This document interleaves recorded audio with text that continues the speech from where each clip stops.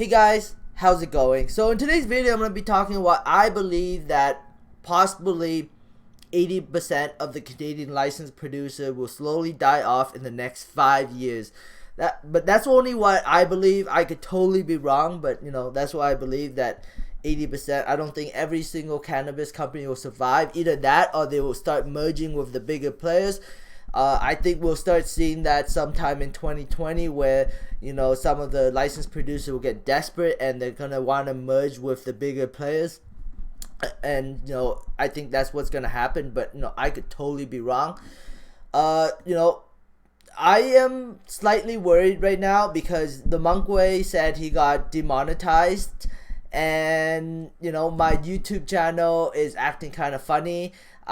Since the start of May, I haven't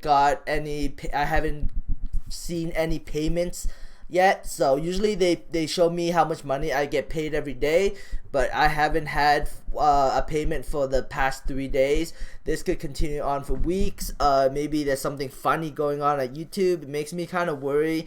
I don't want to be like making videos and realize that I'm not getting paid for any of these videos. That would suck, but I guess that's the gamble I take for making videos. One day YouTube could decide to demonetize me, or at least I don't have to rely. YouTube is not reliant on money, but it would suck because I make YouTube videos because I get some money. Some money's better than no money, and the fact that they might demonetize me or pay me less, that would really suck in my opinion. I worked really hard to try to build up a channel that can generate revenue. In the future, I do plan to have a dedicated team to help me make better quality videos and maybe start up a brand new YouTube channel. But yeah, it would suck because then that would wreck my future plans for possibly making better videos in the future. Once I have a dedicated team put together, that's what I was planning to do in the future. But as of the moment, it kind of sucks. So somebody said that they don't think Aurora could sell 25,000 kilograms in 1 quarter. I mean, I could argue that, like, Canadians spent $22.1 billion on alcohol last year, Stats Canada says. So that $22.1 billion, this was published on May 2nd, 2017. And so, that's a lot of money. $22 billion just in the Canadian market. And if you add up all the licensed producers right now, in 1 quarter, they're generating about, I guess, $300 million around there, roughly. Maybe. Could be a little less, maybe 200. But that 200 million per quarter, if we round that up to 1 year, that's roughly about $1 billion. But I think this will really grow moving forward because Ontario has been opening up cannabis retail stores, and Ontario is literally 1/3 of the Canadian population. Ontario has a lot of people living in there, so I'm assuming cannabis sales are gonna go dramatically up, especially next year when they have more stores. But that's what I believe moving forward.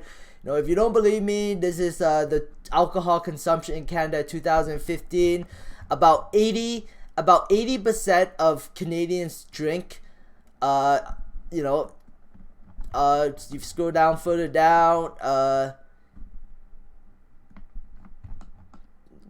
22 million, estimate that 22 million Canadians, almost 80% of the population, drink alcohol.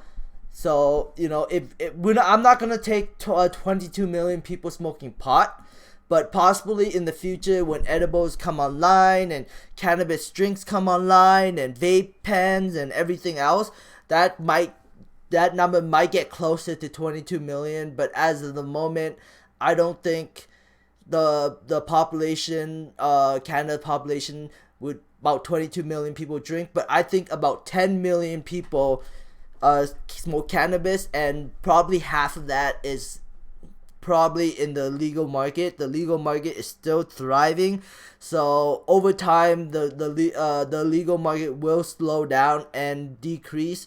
But at the moment, it's still a lot cheaper to get legal weed than it is to get regulated weed in the stores, because of all the taxes and everybody making a profit, like the government, the stores, the licensed producers. That's, but like, let's say if 10 million people smoke cannabis, and let's say at an average of 10 grams per month, that's 100 million grams a month. If you divide a month, you times that by 12, that's 1.2 billion grams. If you divide that by 1,000, because we talk about kilograms, so that's about 1.2 million kilograms of cannabis would be sold per year if the legal market went away. That's what I believe, but that's just what I believe. I don't know if that's just going to be the scenario. Clearly the numbers don't show 1.2 billion kilograms sold per year right now, but over time it will probably get close to that when all the stores are up and operational. Right now in Canada, they're still developing stores, but that's what I believe. So, it's big, and I do believe that Aurora can tap a big chunk of that Canadian market. And Aurora is not just a Canadian licensed producer. They're also international licensed producers. So they grow and sell products through Germany and all of Europe. So it's just not Canada. And, the medical market in Germany is still pretty big overall. So, take it for what it is, I guess. I honestly still believe that most of the licensed producers will die out, because if you took Aurora and Canopy are probably going to survive, especially Canopy. I think Canopy will survive no matter what, because Canopy does have good product. They have lots of cash, and they have ties to the United States now, and Constellation brand through Acreage Holdings. So Canopy will survive no matter what, and Canopy probably will be the number one cannabis company in the world. I could totally be wrong, but I do believe that Canopy will be the number one cannabis company in the world eventually. Not now, but eventually. That's what I believe. Aurora, I don't know if Aurora will be number one, but I know for sure that Aurora will survive, and they could become a blue chip company in the future. But that's just wishful thinking, because I am a shareholder. But I do believe that Aurora will be one of the surviving Canadian cannabis companies in Canada. And then I also believe Crown will be one too. I think Crown will probably end up merging with Altera. I could be wrong, but that's Altera could leave Crown as his own business. But I do believe, that's what I believe. I believe that eventually Cronos will merge with Altera, but maybe not. Maybe is anything's possible. Aphria, I think Aphria is definitely a low cost producer. They don't produce the best product, but they are a low cost greenhouse producer. And on top of that, they do have Broken Coast, and in the future they may acquire more Canadian companies that have more indoor facilities. So that's what I believe that's going to happen. I think Aphria will go out and buy either smaller licensed producers will approach Aphria to see if they can be bought out, or Aphria is looking at the Canadian market, trying to find the golden gems and merge them with their companies to create a better company. That's why I believe that's what I would do. If I was Aphria, I would go around looking at other Canadian licensed producers that have great product, good indoor facilities, can produce a decent amount of product, and I would try to acquire them. but I'm not Afira. I don't know what management is doing. At the end of the day, all I can do is I'm invested in Afria. I think I made a mistake. I thought, I knew Afria was downtrending because, if you look at the chart, this is a downtrend right here. This is clearly showing a downtrend. But my thought was, Canopy also showed a downtrend, but then there was amazing news with Acreage Holdings. I thought, Afria would ramp up and would move to the upside because Aurora, because Canopy is bullish, and I thought that would make Afria bullish too. I thought the decline was over, but I was wrong, and it started declining more. I think the main reason why Afria declined so much, like a lot more, is because of Cannabis. Cannabis dropped like 12 or 13% in one day, so it caused the entire market to be volatile and move to the downside, and that's why Afria moved down further. Afria could move down further. Afria could hit the low $6, or they could even hit $5 US. But the lower it goes, the more of an attractive price it becomes, and the more of a return investors will get if management can execute properly. I mean, they have so much cash. They have $600 million of cash. They have 110,000 kilograms that they can produce per year at the moment. They are growing 110,000 kilograms at the moment, but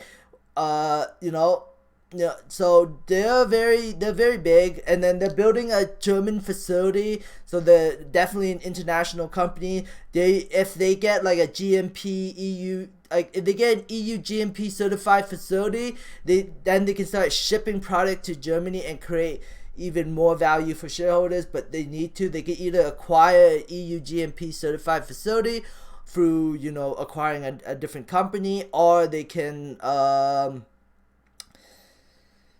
try to, like, according to the CEO, he's saying that they're trying to make part of Afria 1 into a EU GMP certified facility so they can start shipping product internationally.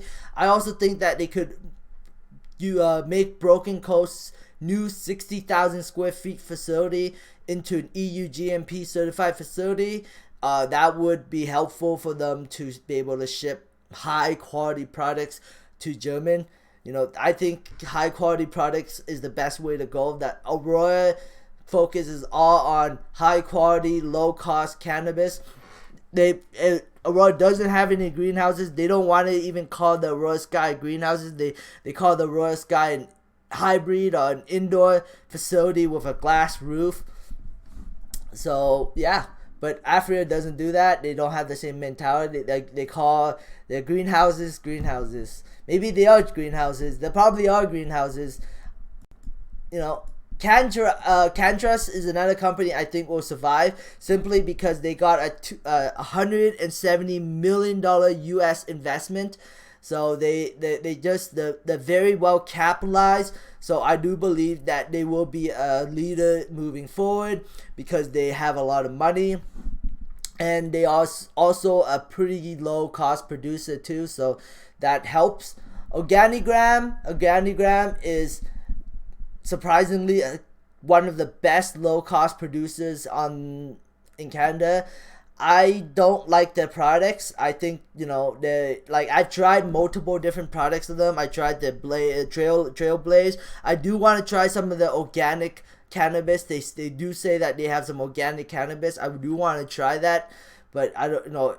I can only wait until I see them in stores, shelves, but I'm hoping one day I can try some organic cannabis, because I want to see the difference between an organic and non-organic cannabis, because I want to see if there's even a difference in taste, smoke, and health-wise or something. Hexo, I do believe Hexo will be a surviving company too. Hexo they have supply agreements all over Canada. On top of that, they're decently capitalized, and on top of that, they have a partnership with Molson Coolers to make a joint venture for cannabis infused drinks. So I do believe that Hexo will be one of the surviving companies in the future. But anyways, that's it for my video. Thanks for watching. I hope you enjoyed this content. Give me a thumbs up. It helps my channel grow. Subscribe for future updates and have a great day. Bye.